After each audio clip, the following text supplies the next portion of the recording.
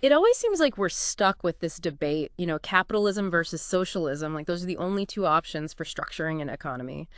But honestly, diving into the material you sent for today, well, let's just say it opened my eyes to another possibility, a third way you could call it. You hit the nail on the head, really. It's not just about finding some middle ground compromise between the two systems we're all used to. We're talking about distributism, a whole other philosophy.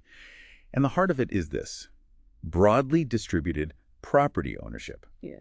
So instead of wealth concentrated in the hands of a few, or on the flip side, everything controlled by the state, distributism wants to get the means of production, the tools, the resources, into the hands of as many people as possible. Okay, get as much into the hands of the people as possible. Got it. Sure. So, distributism, the name itself, it doesn't sound like some brand new concept. It's got to have some history behind it, right? Right, you are.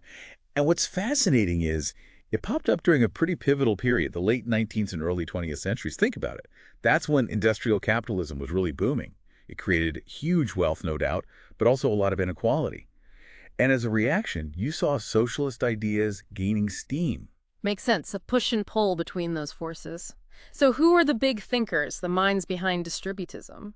Two names really stand out: G.K. Chesterton and Hilaire Belloc. Now, these guys, Wait, Chesterton, Belloc? Those names ring a bell. Remind me, what was their background? What led them to this whole economic philosophy thing? well, both were prominent Catholic intellectuals. That background, their faith, it deeply influenced their thinking.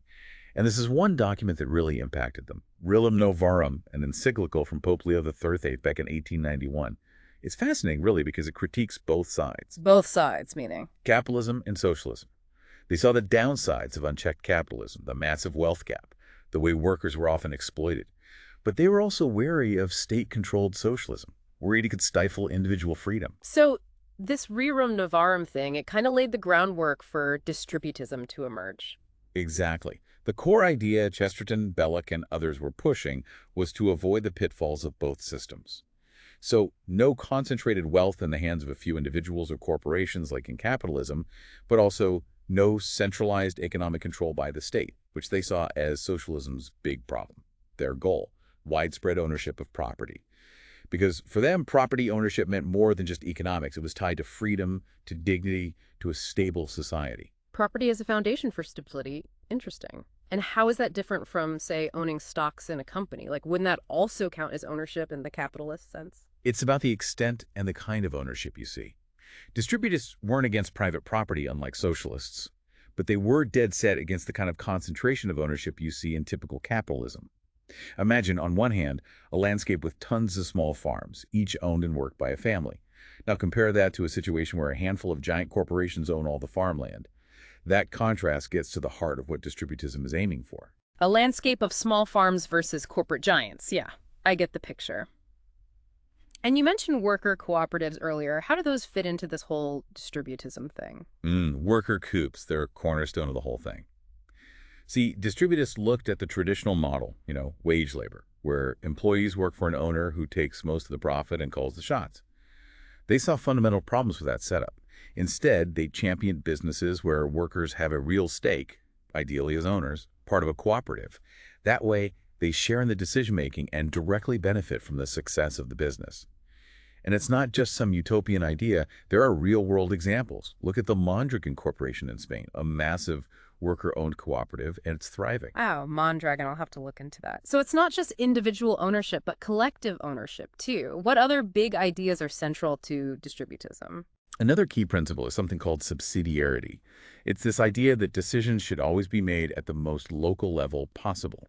So instead of a big central government or some multinational corporation making all the calls, distributism says empower local communities, families, small businesses, let them drive the economy. The aim is to give power to people at the grassroots, limit interference from big, distant entities. Kind of like, who's better equipped to solve a local problem? Yeah. The people living there or some government agency miles away? Exactly. It leads to a much more decentralized system. So how does this all work with, say, big corporations? Where do they fit in a distributist world? Yeah, good point.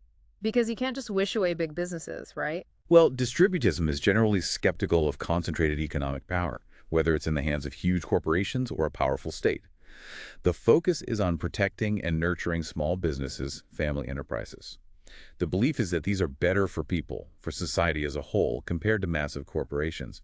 They worry that monopolies and corporate dominance can exploit workers and consumers and really hurt the vitality and independence of local communities. This ties into their opposition to what they call usury, basically charging really high interest rates. They see it as a way to create unfair dependencies and prevent small businesses from growing.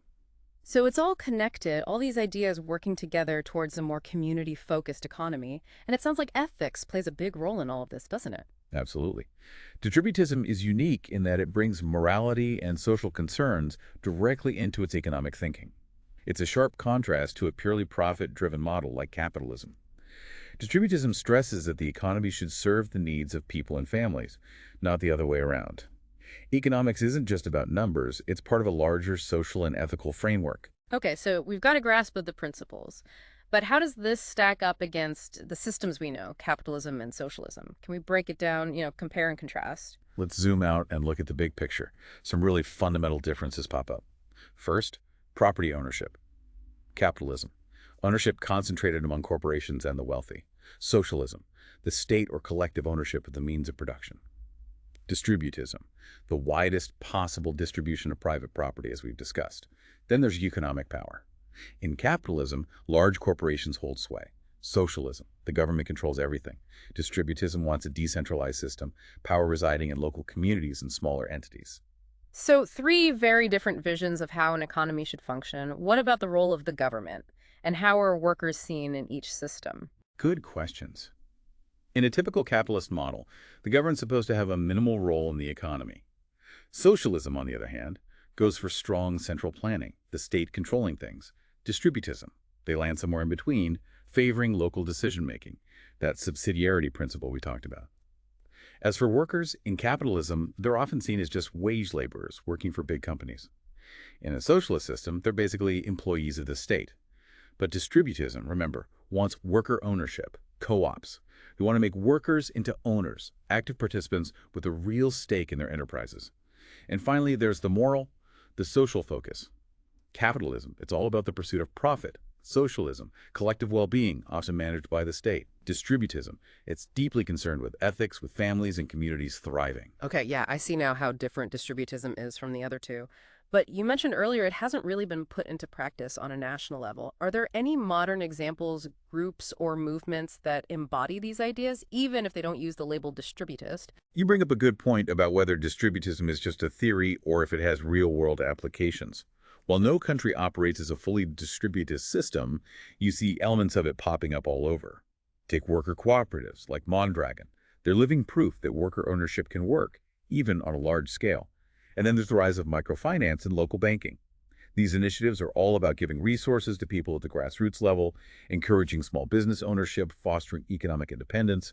It's very much in line with distributism's focus on widespread ownership. Empowering individuals and communities to take control of their economic lives, yeah. What else comes to mind? We're seeing more and more agrarian and small business movements. They're pushing for sustainable local farming, supporting small community businesses over giant agribusiness corporations. That resonates strongly with distributist ideals.